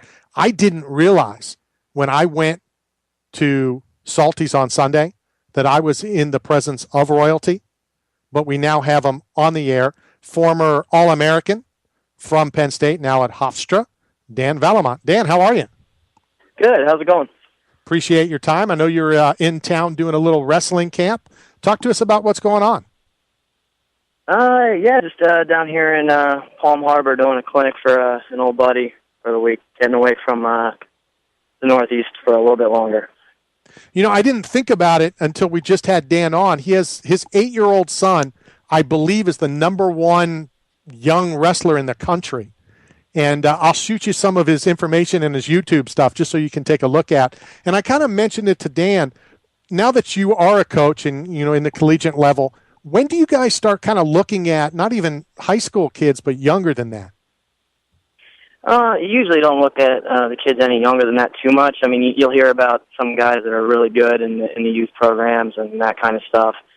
And a lot of times those guys will actually peak when they're young, or they'll get sick of it. It's sometimes hard to tell with guys that are that young how they're going to be come junior, senior year of high school, and then even further into college. But every now and then you'll hear of a guy who's tough the whole way up through grade school and then through high school, and then he'll go on to be tough in college as well. All right, I want to be very careful how I say this because I have a feeling I'll see this guy next week. But I remember our high school All-American. He was Mr. Stud. I think he wrestled at 115, and now he's 3 times that size. Okay. No, I'm just saying. I mean, so after he's done competing? Yeah, you know, I'm relating that to kind of what you said. So, you know, talk about what it's like, you know, now as a coach. What are your responsibilities at Hofstra? At Hofstra, I'm in charge of, I'm a middleweight guy, and so I'm in charge of getting our middleweight guys from about 149 up to 184 prepped and ready to go for their matches, training with them throughout the week a lot during the season, and then practicing with them during the regular practice time. But in the off-season, it's a lot of recruiting, and even during the season, there's a lot of recruiting. Looking to see where we need people, at what weights, and getting down there, meeting the kids, introducing myself, and trying to build those relationships so when they're able to commit to a college, they're keeping Hofstra on their mind. What's more taxing, you know, as an assistant coach, you know, in the collegiate level or back in the day at Penn State?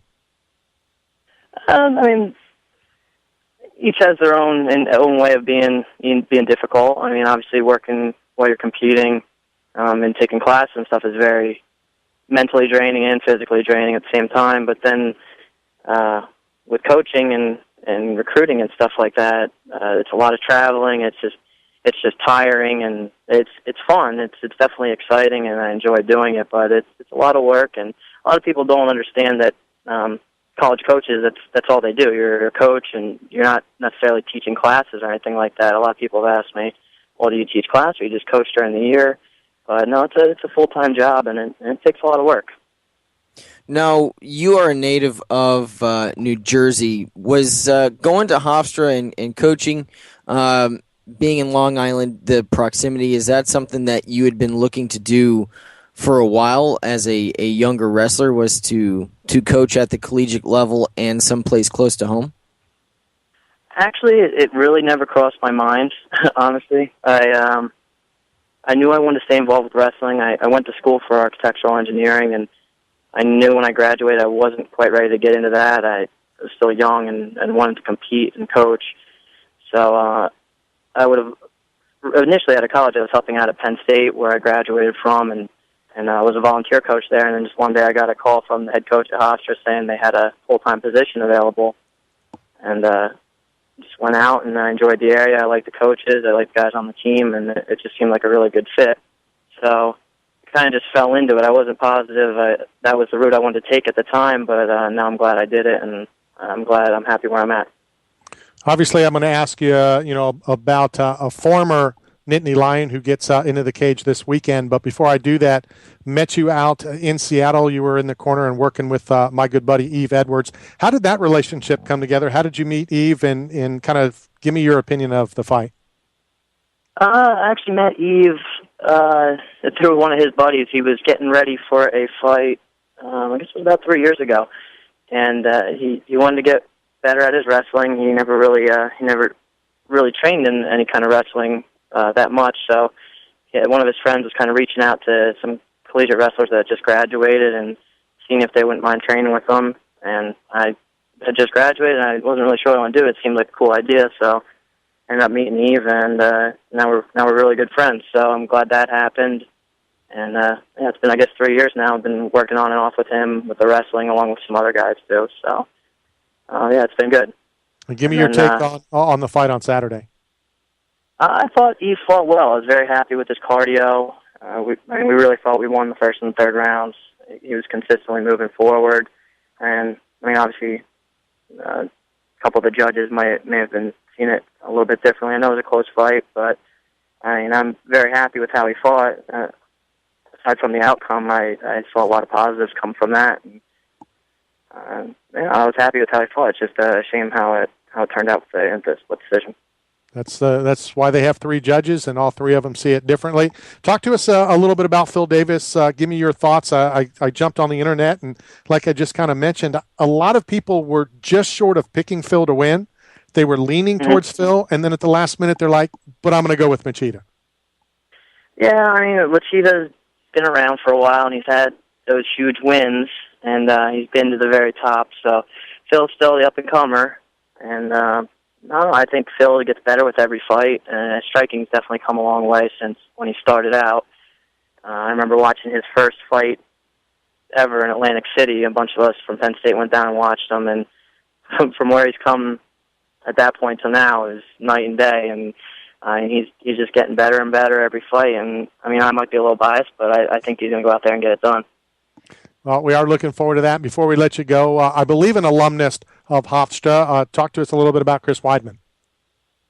Chris is a great thing for Hofstra and for our wrestling program. He graduated in 2007, I want to say. He was a two-time All-American for Hofstra.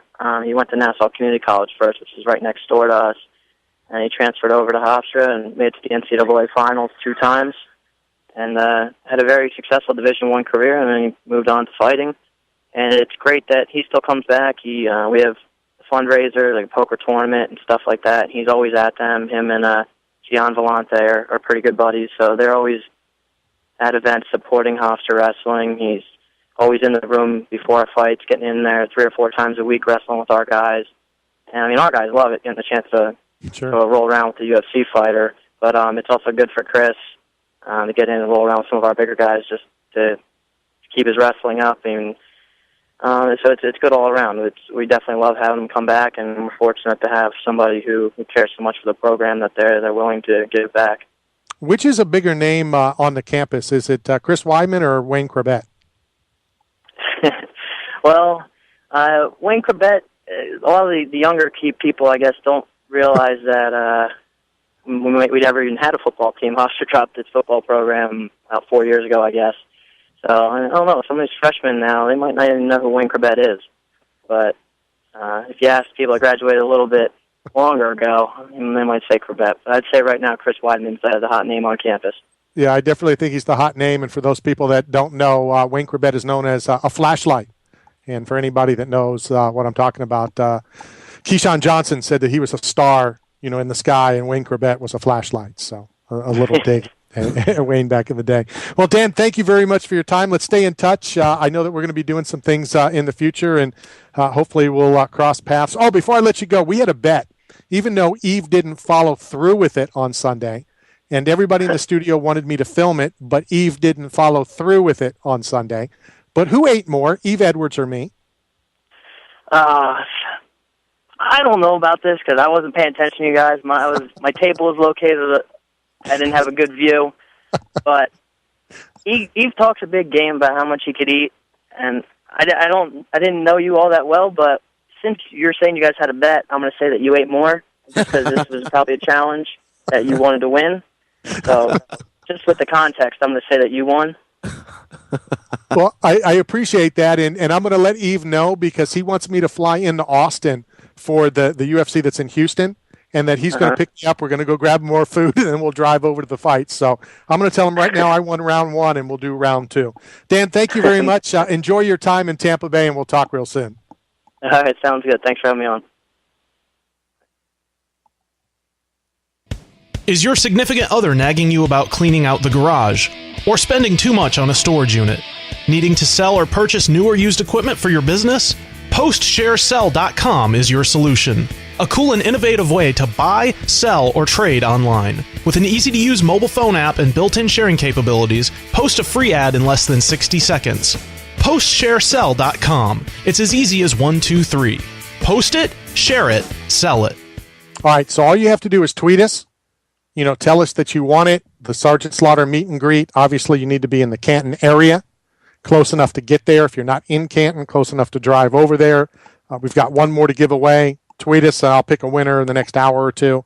Then we'll do picks. The picks. Yeah. One thing. And then what are we doing? We're pulling winners for something else, aren't we? Oh, the Rolling Stone thing. Yes. Okay. The Rock and Roll Hall of Fame. The Rock and Roll Hall of Fame. All you got to do is respond, and then we'll pull the winners on Friday. Specifically for the picks, let's to simplify this. Let's use a hashtag KOR UFC 163 picks. Oh, it's way too much for me, but okay. That's like all right. That's 5 fine. letters. Okay, and I'm going to go off the grid. Okay, we're going to go off the grid. Normally, our tiebreaker is the main event.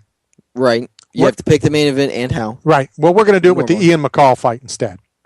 Okay. Uncle Creepy, always a good friend of the program. Uncle Creepy, hopefully going to go do some of the cool stuff with David Vieira, who was just on the Brazil Ultimate Fighter. So full picks, and then the tiebreaker will be the Ian McCall fight. And that was actually the fight I was in between when you asked which one I was really looking forward to. That was my other pick because I want to see where he is. I want to see how he sounded in a good place when we had him on last time. He sounded really great. He knows how important this is, and Sure. I tweeted it, and he responded, and he retweeted, and he thanked me, and I like his honesty. I like that he says, I haven't done shit. Yeah. I haven't done anything. I came in here, I was expected to be the next champ. What is he? 2-1. In his last 3 fights, and people still think that he is the best in the division. Yet he's sitting at 2-1. So I not only want to see Ian McCall come out and win this fight, I want to see Ian McCall come out and dominate this fight. Be the fighter that we all expected, be the fighter that everybody thought he was. And I know that, his comment was, hey, a lot of people kind of put this on me, but now I got to go out and earn it. Now I got to go out and do it. And Sure. I would have liked to have, when he was on a couple weeks ago, maybe heard a little more, he was too understanding. He was too honest, meaning, yeah, I'm pissed that I'm the first fight.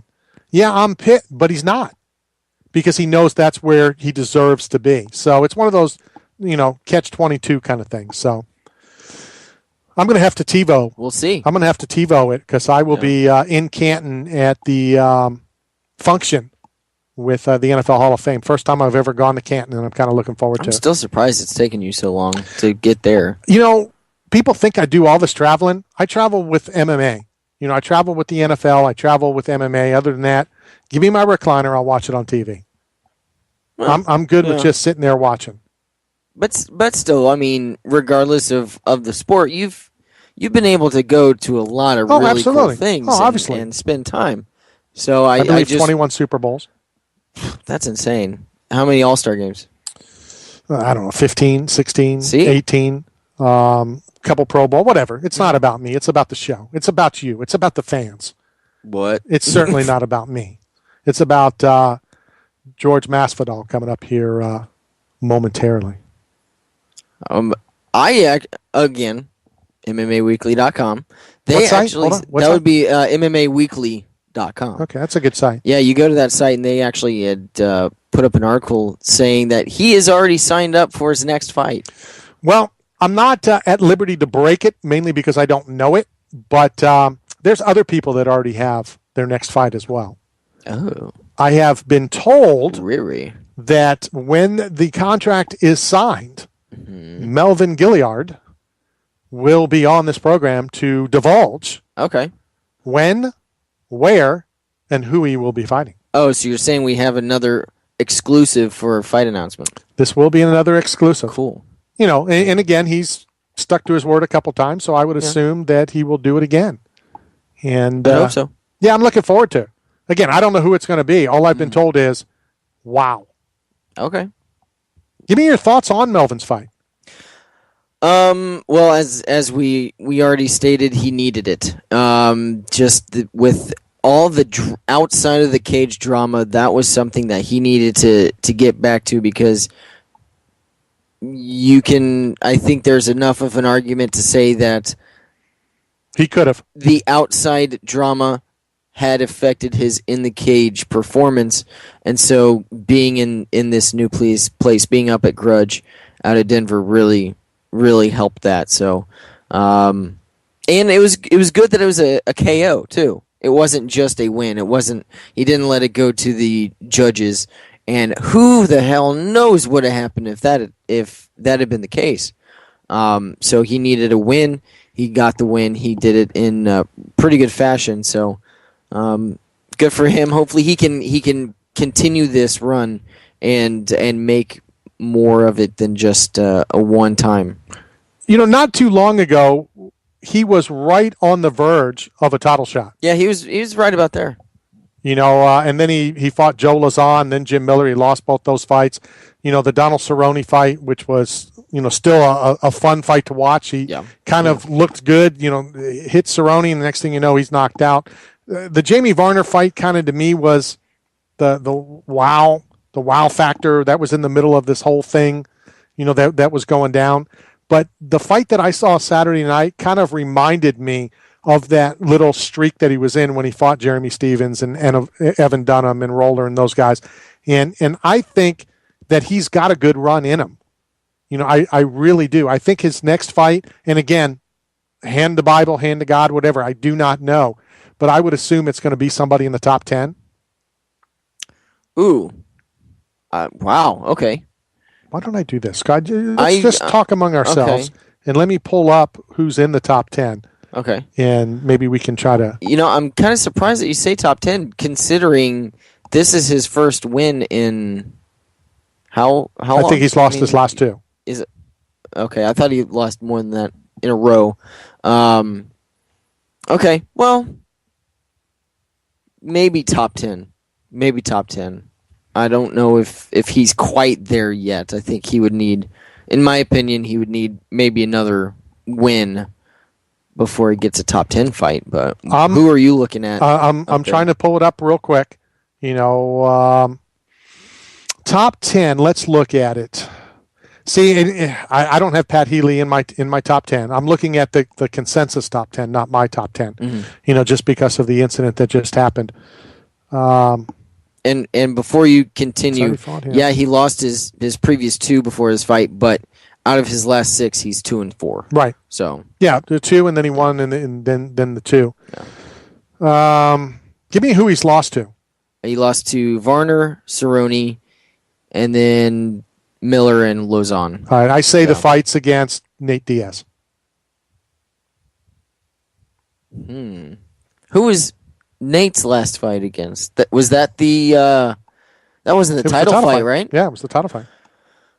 Okay, well, that might be a good chance for him then. That's who I think it's going to be. Again, going on your reaction of wow. Well, no. Concerning you don't know. I don't know. Right. I was told it's going to be impressive. You know, it's going to be a good fight. Blah blah blah blah. Nate's coming off 2 consecutive losses. You know, 2 great, good guys, Josh Thompson and Benson Henderson. And then before that, you know, he won the 3 against Miller, Cowboy, and Gomi. I'm going to say that's who it is. I mean, if you're looking at the top 10, and I really do believe that's who it's going to be. Trying to play matchmaker. I am trying to play, matchmaker. It could be Healy, but I don't think that's a wow. I think if I was to look at the top 10 and it's a wow fight, to me, I'm going to say it's Nate Diaz. It's going to be a big name like him. He's already fought, Cowboy. Cowboy's sitting at 6. Maynard's at 5. I don't see it being Thompson. I don't see it being TJ Grant, who's coming off the injury and should be fighting for the title. You don't think Maynard? I'm going to go with Nate Diaz. Yeah. Just to be different, I'll say Maynard. Just to be different. I don't really have any else to. Which fight would you rather see? I think I'd rather see Diaz. I'd rather see the Diaz fight, yeah. Even though Maynard in this, I wonder how I have him ranked, but whatever. Maynard sitting on the consensus at 5 and Diaz at 7. And that's who I'm going to say it is. That's my prediction. Okay. And I know people are going to say when it turns out to be that I knew all along. I did not. Nobody has said a word to me. And it may not be him. But that's who I think it's going to be. So we have 12 minutes left in the show as of right now. Or 7. Oh, that's right, because we have to leave 5 minutes early. Okay. Real quick, we have Bellator tonight. Yes, we do. We have big fights, actually. We have Chandler, right? The top, I'd say some of the top names in the entire organization. Stable? Yeah. Not just in particular weight divisions, but there's 2 title fights. There's Michael Chandler defending his belt against David the Caveman Rickles. I wonder how he's going to come out with. Who we saw Is he going to have another dinosaur with him? And that was just a Travis mockery. I don't know about that. I mean, it was a legit, but it was his entrance or the fight. His entrance. Okay, I thought you were talking about the fight. No. The fight was a great fight to watch. It was a great fight, and I know that there was some controversy, exciting. And but it was what it was, and I don't think that it was anything but a tremendous victory for him. And I'm looking forward to the fight tonight. Yes, yeah, that'll be a good one. We also have Ben Askren defending his belt against Andrei Koreshkov. I'm going to be honest, I haven't heard much about Koreshkov, so I don't know what he does, what his style is, how good he is, but he's obviously fighting for the belt, so I imagine that's going to be a good fight considering it's Askren. Then we have King Mo fighting once again, this time up against Jacob Noe. And that's part of isn't that the light heavyweight tournament? Yeah. Semifinal? Yeah. That four and if he doesn't win this one, then it'll just be a 2-man tournament. Exactly. And then if he doesn't win that one, he's just going to be a 1-man tournament. And they're going to get him a title shot. They'll give him that. And I like King Mo. We've talked on Twitter, and he's great to the fans and all that stuff. It's just they're relying on him. They are a little bit too much. And what did I see about Rampage is going to fight Roy Jones? Roy Jones Jr. And I was like, where the hell is this coming from? Because all the talk was all about Anderson Silva. He's the one that wants to fight Roy Jones Jr. He was going to... he's always respected RJJ. He always wanted to have a chance against him, to box against him. And even Roy Jones Jr. was talking with Dana White the night Silva fought Weidman about getting that fight put together. But then now there's all this talk about having Rampage. So... is this a tit for tat from Bellator? Maybe. Oh, I'm sure. I don't know. In the first place, I don't see this Silva against Roy Jones Jr. fight as a big deal. It's not a big deal. It's not relevant. It's not a big deal. So I don't see why Bellator would feel they would need to respond to it in the first place by setting something like why this do up. both companies need to respond to either one of the companies? Seriously. It's not even 1 and 1A. It's 1 and 3. And I don't think that there's a big competition between the two. I really don't. I don't think that either one needs to really worry about either one. And, if we're mainly talking about the Eddie Alvarez debacle, it's a shame that Eddie Alvarez gets caught up in that. But kind of like Dana said, oh, well, we'd love to have him, but we don't need him. Bellator needs him. Bellator needs everybody that they can get. The NFL of MMA doesn't. So, to go, in your words, tick for tack, I don't know if it's necessary, to be honest. Yeah, I agree. It's no reason to do it. I'm gonna watch this Rampage Roy Jones Jr. fight just as much as I would have watched the Silva or JJ fight, and both of those I'm not watching it. It's not relevant. Yeah, I mean, it really isn't, and it's going to be the same argument no matter what. If Roy Jones wins, well, it's a boxer versus an MMA guy, which is true. Rampage isn't going to be able to, slam, and he's not going to be able to do the things and loosen up. And, granted, he wants to do it because nobody wants to ever stand with him. I understand that. But I stick with, you can train all you want. And I don't care if you've had a fight or 5 fights. You're not as experienced as Roy Jones Jr. Yeah. Bar none. Yeah. So give me even, the smaller, older, whatever, veteran, experienced guy every time. 9 out of 10 times. I got it just in case. Since I am meeting my attorney here in 8 minutes, because at 8:01 I'll be calling him. I need to make sure that I got all my T's crossed, my I's dotted. So 9 out of 10 times Roy Jones wins. Okay. 9.5 out of 10 times Roy Jones wins. 9 3/4 times. I don't even know if I'd watch it. No. Not relevant. I don't care about it. Any upsets you foresee for the weekend? And would Phil Davis be considered an upset? If you to consider it an upset, you have to strictly go by the rankings. So that being said, I would say if he does win, it would be an upset because Machida is 2. Machida's 1. Okay, so 1, Gustafson's 2. Right, Gustafson's 2. And then Davis is 7. Further down on that top 10. So it would be a big loss for Machida. It's a lose-lose for him. Yeah, I mean, it always is when you're fighting. When you're 1 and you're fighting anybody below you, it's a lose-lose. It doesn't matter. You're expected to win or you lose. But I don't know if I would consider somebody in the top 10 beating number 1. Somebody in the top 5. So Phil Davis winning to me wouldn't be a major upset. It's more of a wash. Yeah, almost. I mean, maybe a 4 or 5, but Phil Davis has been higher, and I think he has a really good chance of pulling it off. And where does that throw this whole thing in? Because if Machida wins, and he's ranked number 1, obviously Gustafsson is fighting John Jones. Let's assume John Jones wins. John's already trying to go around Machida, and he's saying that the Glover fight interests him. And it interests me as well. And I think it would, especially considering we've already seen Jones Machida. We know what happens there. And so Machida is just going to hang out at number 1? I guess. He'll sit at number 1, but number 2 and number 3 are going to fight, for the title.